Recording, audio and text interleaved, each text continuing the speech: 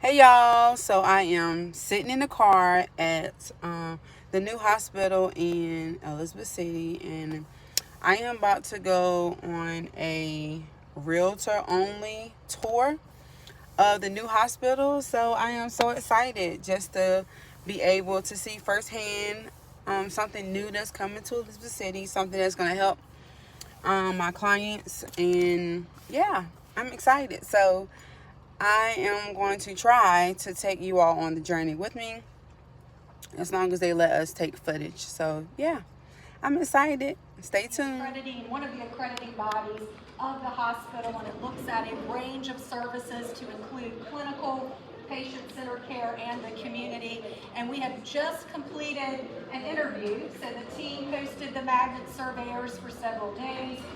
3 months before that, the team submitted pages and pages of a proposal as to why Sentara should be considered to receive magnet distinction. So they completed the survey and more to come, but we're grateful that Megan took time out this afternoon to be a part of our tour. And what they're here for if they're a visitor, they'll get a badge to come into the hospital.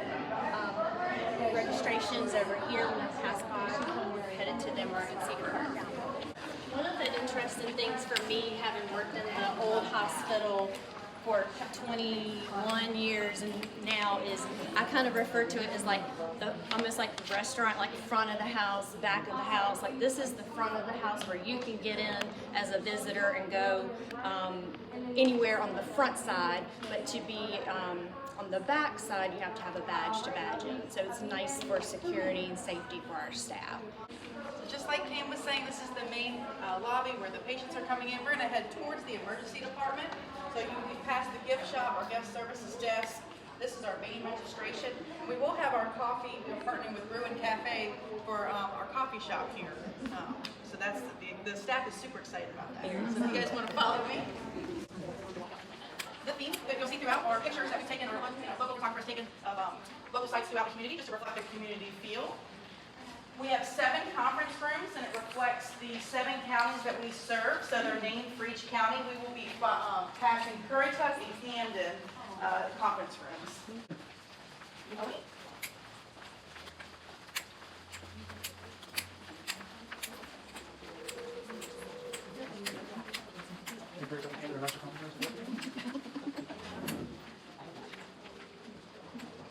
So you're entering where the patients would come to be seen in the ED.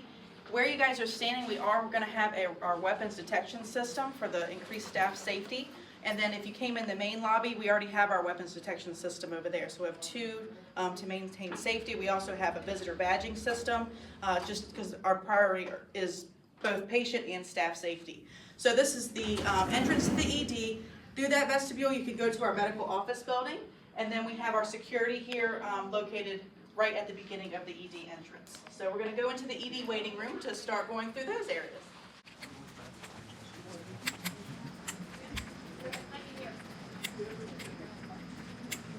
This is our ED waiting area. We have our triage area where the nurse will assess the patient coming in should they walk in.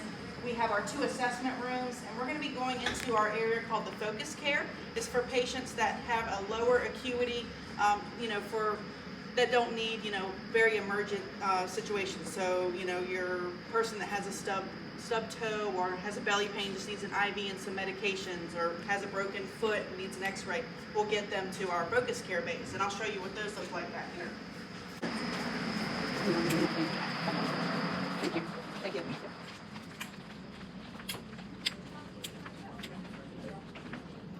All right. As you enter in, this is that focus care bays that I was talking about. Notice that there's no stretcher or bed in these areas. There are recliners, because the goal is to treat them, identify what their need is, treat them, and then discharge them back into the community. So we have 12 focus care bays, and we're going to be going over to our acute care side. The sicker patients would come in. And we'll also go to our ambulance entrance for those who need to come that way.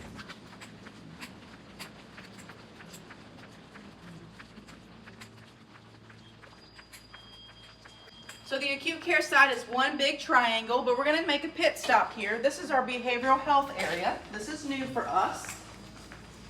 And we'll have you guys come through here.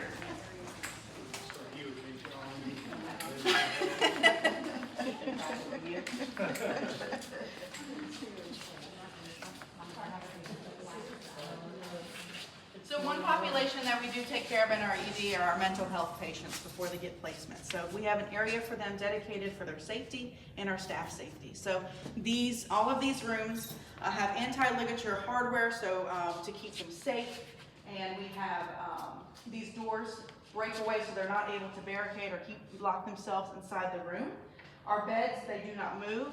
They're stationary to the floor. And then we have our day room for the patients to come out and get out of their room with some windows and sunlight just to help that healing process. We have our nursing or staff area behind glass for safety should they need it, and we have increased hand buttons throughout the ED as well. Okay. Feel free to take a look before we... So I'm sorry, when you walk through here, which department is this? This is the emergency department. So this is the behavioral health area of the emergency department. Yeah. And feel free to look at the day room if you like. You can't move the chairs for a reason, so try. Test them out. Right. Test it out. Test it out. Nope, they're not moving. Oh, yeah. You can move it that way, elbow, but you can't move it that way. So we're going to go towards the ambulance bay to the back of the house. I will say of note, as you walk through, these can be turned into behavioral health rooms or a regular patient room as it is set up now, but these have garage doors that hide all of that. So it can make it a safe room.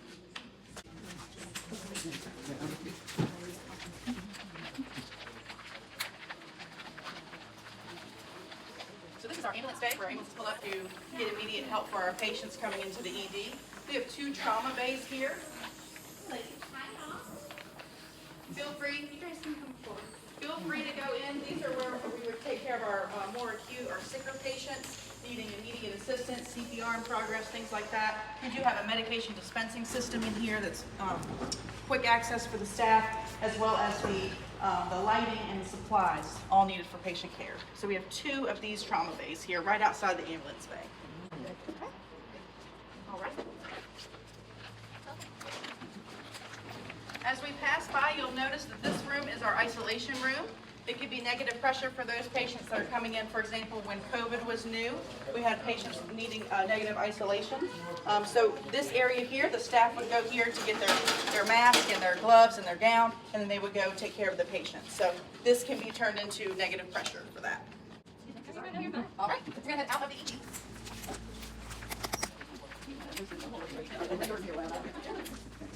Hello.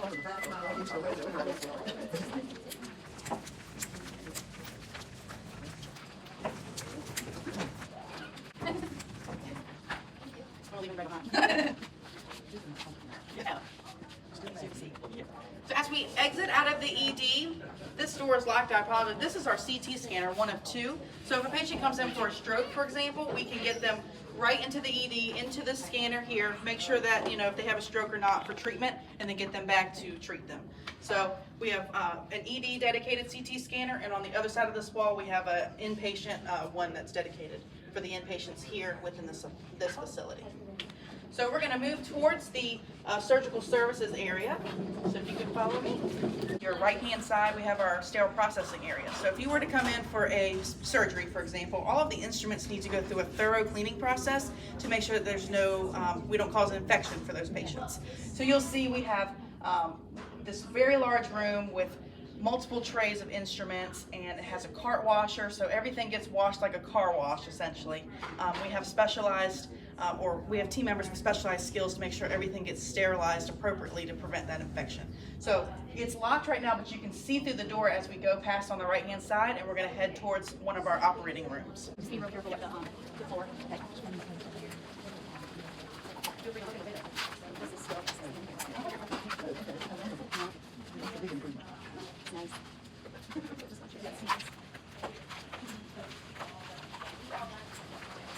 Two days. Yeah, 2 days. Okay.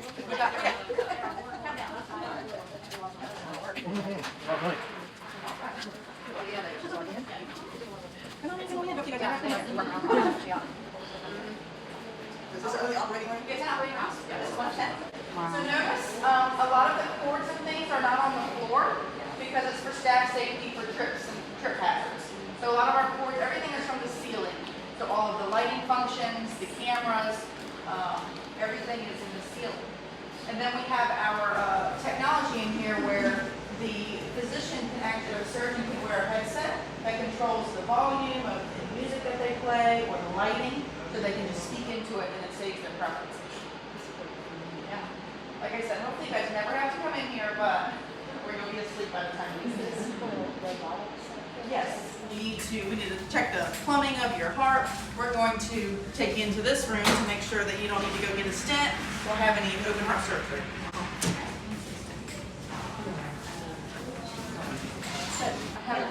Can most situations that come in here be taken care of in this hospital? Or So, in the past, in the older hospital, they would have to send out to Realtors? currently, yes, it'd be the same process because if you were to provide stents, for example, for cardiac, you would have to have a cardiac surgeon OR, which we do not have currently. Not saying that we will not expand in the future, but currently it'll be our same process that if you have a heart cath that it's indicative of heart disease, you'll be transferred to get that taken care of. Yeah. If you do not have the They can roll stretchers in here. Sure can. We can all fit. So notice the size of the elevators. The patients' beds, their equipment, all the IV poles, the drips that they're on, will be able to fit in here comfortably. So these are the staff and patient elevators. Our visitor elevators are actually on the other side of this wall that are smaller. And you'll be able to check the scores of the games and the weather. It's super nice. Yeah. For you.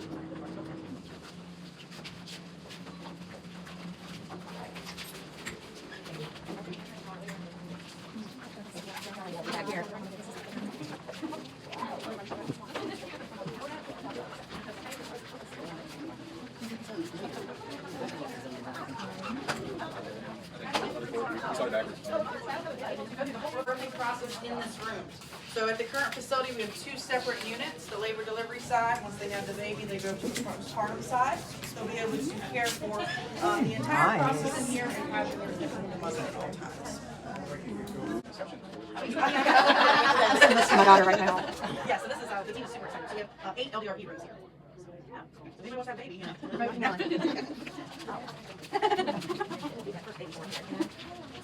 Hey guys.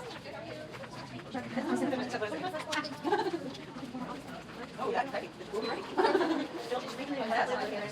Inpatient rehab, so PTOT speech, if someone needed to come down to the room, they'll have some equipment in there. Typically, they're supposed to go into the rooms to treat patients and they're walking down the hall, so they're going to have a dedicated space. So we came through the staff entrance of L&D or LDRP. This would be where the visitors come in and the patients come in. So it has the nice sign, and then the staff can see on the camera who's on it, because this is a locked unit. And then we have the waiting room for this department. And as we come down here, the visitor elevators that I was talking about, that's on the other side of the staff elevators, is on this side. And we're going to make our way to an inpatient side where we'll talk about some of the features that we'll have on the inpatient side.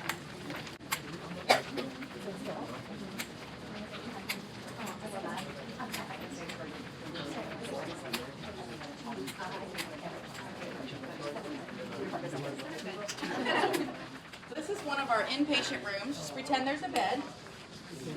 Pretend there's a bed, so your patient would be in here. This is our medical surgical unit, by the way. You'll notice the TV on the wall. We will be going live with virtual nursing here at Sentara Albemarle on the 26th. So that will be a nurse that is off-site providing any additional help with our admission process, our discharge process, or patient education. So it protects privacy, like the recordings or the sessions are not recorded. The camera's not directly pointing at the patient the entire time, but it just gives the bedside nurse some additional resources for patients needing additional, patient education on something. So that's a feature that I think it's live at maybe 5 or 6 other Sentara divisions, and then we will be getting it at the end of this month. So we're very excited about that. Save a lot of steps. Yeah. You guys feel free to look in there.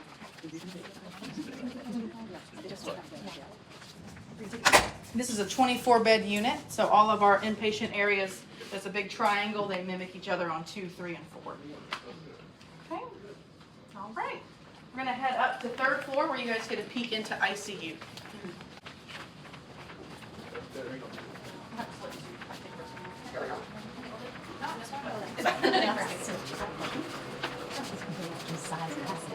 To the current facility. So it's based on their certificate needs. So in our current facility, we have a lot of like a 4th and 5th floor offices.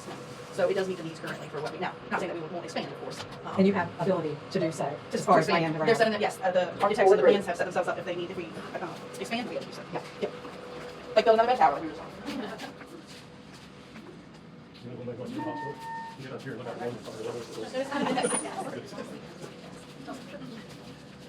We're gonna head towards ICU. It's right above labor and delivery. So if you remember where we were on the 2nd floor, visitor elevators, and this is our ICU. L&D or LDRP is right below us.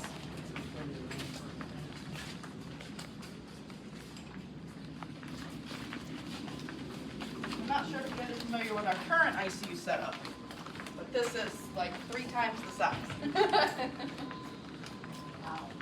How many beds? 10, still 10. And what department was this? This is ICU, intensive care unit. Okay. Yes, so notice the size of the rooms. We have these doors here where they can open so the patient's bed and equipment and IV drips, like I was talking about, can go in and out of the room. We can check on our patients very easily with all of the windows. But yeah, the size of the rooms are humongous compared to what we have now. So, very big, long unit. So, feel free to, hopefully you don't have to be in here either. So they have the TV. The virtual nursing. Is that what that is? So they actually have something different. It's called electronic ICU, PICU, so it's kind of the same. Yes, we have someone monitoring them at all times. Nothing recorded, all privacy is in place. But just for that second double check, because of these patients being so critical, somebody constantly monitoring them, especially at night. It's really nice. They have their supplies right here, right there outside the doors. The nurses are sitting there. They can see in the window. You can see their patients. And they're right there.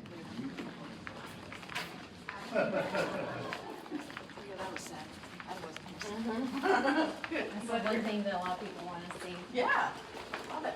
Yeah, this is She's just gonna take you guys down toward the cafeteria. the best place, right? So notice as you come through here, the main lobby where we started is here. Those visitor elevators that you've been on and off are here. And we're gonna head towards the cafeteria. Notice on your left-hand side, the reflection room is also right on this left-hand side. Our chapel, basically. We call it a reflection room.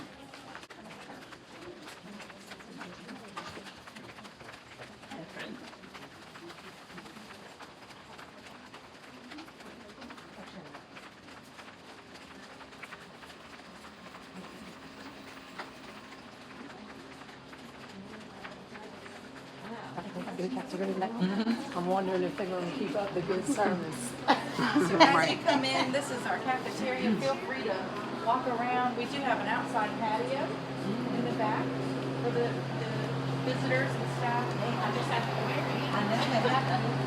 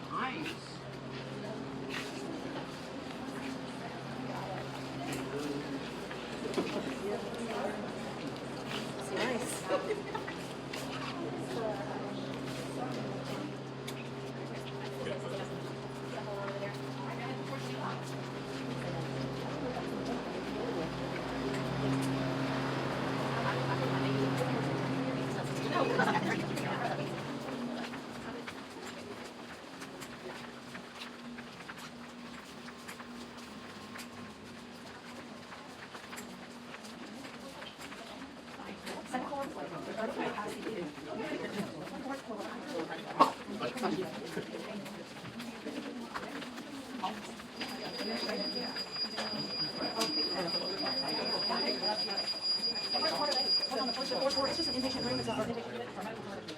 So patients that are there to not respond.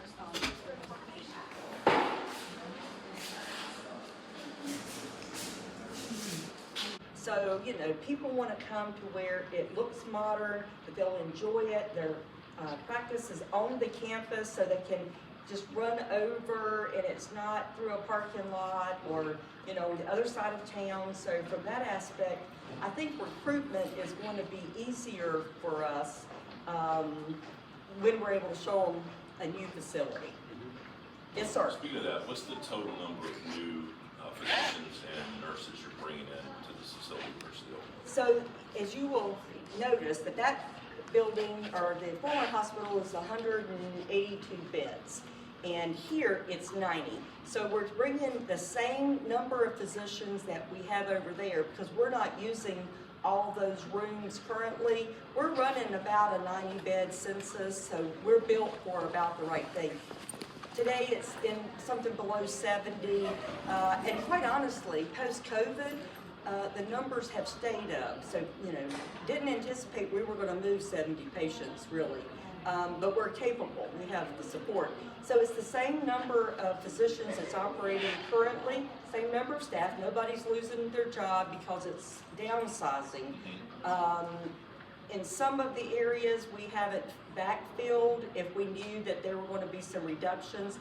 For example, in environmental services, we kind of just want to move over the staff that we have. So probably the physicians that we're talking about are, there's the hospital and there's the medical group. So we've not had to add any more hospitalists. The medical group is the ones adding the additional physicians. And I hope to add 17. I mean, I'm not kidding when I say we're about 17 physicians behind what the state says that we should have for this area. So that's where I need your help. If there's anybody moving into the area and we can tag you and say, hey, can you show this doctor around or this APP around, advanced practice practitioner, that's where you get the opportunity to sell the community to them. Because sometimes we know the value of what this community brings, but others don't when we're in competition literally for physicians all across the United States. There's not a specialty that's not underrepresented. That's why you saw the virtual nursing, for example. I think that's another really key aspect, because if you don't have nurses to be able to do all the paperwork and the intake, right? So that's one way that the nurses that are on the bedside can continue to give that hands-on care, and let the nurses come on the screen to be able to talk to you about your admission or discharge process that really just is checking off the boxes before patients can get discharged. You're absolutely welcome. No question. Yes. The unfortunate event needed to see more than 90 patients. Is there room for expansion, for growth? Oh, absolutely. Two things. One, immediately, the space was built in the emergency department where offices, for example, can be converted to beds immediately. We have bed storage on each floor, so we keep extra beds. So we have been tracking that, and you know, if we have another pandemic, I won't tell you that that wouldn't happen. We have the ability to double up some spaces.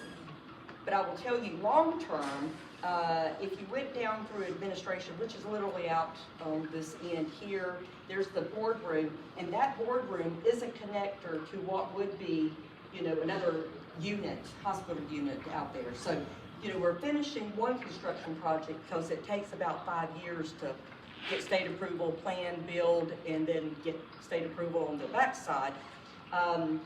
We will look at, we want to be here, you know, a year and start evaluating, is this the right bedside? When the state approved the beds, because they approve how many you need in an area, Elizabeth City, and I'm telling the group of professionals this, saw a decline in how many folks were moving into the community. Now we're seeing that it's becoming a retirement community. 65 and older, especially if they have a military background, you know, and what our studies show us, are looking to retire back here versus Virginia. The taxes are lower. You can be in Moyock or Camden right across, we have a little alarm. Oh, yeah, come on. Don't let us hold you up, Aisha. So there are we understand, and are recruiting actually some internists to go in with Dr. White, so that to meet the needs of those of us who are approaching the silver tsunami. We'll keep it blonde as long as I can. Yeah, so I get asked, okay, you came here to move the hospital, now what are you going to do? You're going to retire? And I say, how old do you think I am? Okay, well, I'll take that back. No, I'm not retiring. I want to run the hospital now. So, yeah, so it is one of those things that, you know, it's people who want a river community, wants coastal access, who enjoy what this community has to offer. I knew when I came here to visit, I wanted to be part of this community because I loved it here. And I love being close to the beach, but not living at the beach with the tourists, right? So it allows me to still get there. It allows me to do hiking, water activities, all the things in Virginia with a toll, of course. But and I thought Charlotte was bad for traffic. I think Virginia with the tunnel and the bridges have it beat. Well, maybe I'm just a little more used to being in Charlotte than I am with the Virginia. Yeah. So, good questions. What else? Look, when I say truthfully, if there is a problem in the community, love your Outer Banks bag. Thank you. If there's a problem that you hear one of your folks are having with making a connection in healthcare, you know Bonnie. You've worked with her. Call Bonnie and she'll get me and let me know that. And you just call the main number on the hospital and ask for Bonnie. Everybody knows her, and she can get me what we need to do to help you. We have an access problem. Northeast North Carolina. That's ECU. That's Chesapeake. That's Outer Banks. All of them will tell you we have an access problem. The good news is, we have this as our advantage to help solve that problem. And so, you know, we want to bridge that gap where we can. So if you've got, don't hesitate to call. If you've got a problem getting someone taken care of that you're helping get acclimated to the community, do reach out and Bonnie will help me find the right resource for you, or we'll get you in. I have Dr. Sutton's promise on that. Well, we did that for your priest, yep. So, you know, nothing like getting your new priest and he can't get in. You don't want to run them off. And he put in a good word for you. Bonnie makes things happen. I just get credit for it. What else can I answer for you? How many hours a day are people going to be working between now and 5? I don't know that they're going home. We still have some construction, and it'll continue. When I say construction, not the big stuff. It's just the finishing touches, but it'll go on even after the patients move. But we've been committed to making sure patients have a safe, efficient transfer. And I got to give out a shout out to, if you know any of the EMS folks from all of the counties, not just from Pasquotank or Currituck or Camden, right in the immediate. They have offered up, because I can't go in and pull every EMS truck in one county, then there would be nobody there to take care of it. They have been amazing. Jerry Newell has just really been a champion to help lead that process. So we have practiced it with tabletop drills. Then we've had several actual drills with patients on stretchers, timing, you know, the sequencing, who's coming in the front, who's coming in the back. And our last one will be tomorrow, so there's a lot of last. And the other thing that really amazes me about this team, there's a lot of folks who's been here 20 plus years. So for them, it's not just, you know, how long are they going to be working, right? It's turning off the light to some place where they've spent, some people, their entire career. So we're doing some services with the chaplain at both locations, you know, blessing the new location as we transfer. But, you know, anything can happen, but the police, the sheriff, EMS has been incredibly supportive so we can make sure that we are safe and efficient when we move. That will be no other priority. We don't have a timeline. We think we'll be done by 2 o'clock. But that depends on how many patients that are yet to be admitted and transferred before Friday. I have to ask, is Miss Willie coming over? Oh, Miss Willie will be here, Miss Willie May, on the day. She started on me about 2 years ago. I first came, welcome. Now I want to be at that new hospital the day you move. So she will be greeting the folks on the day.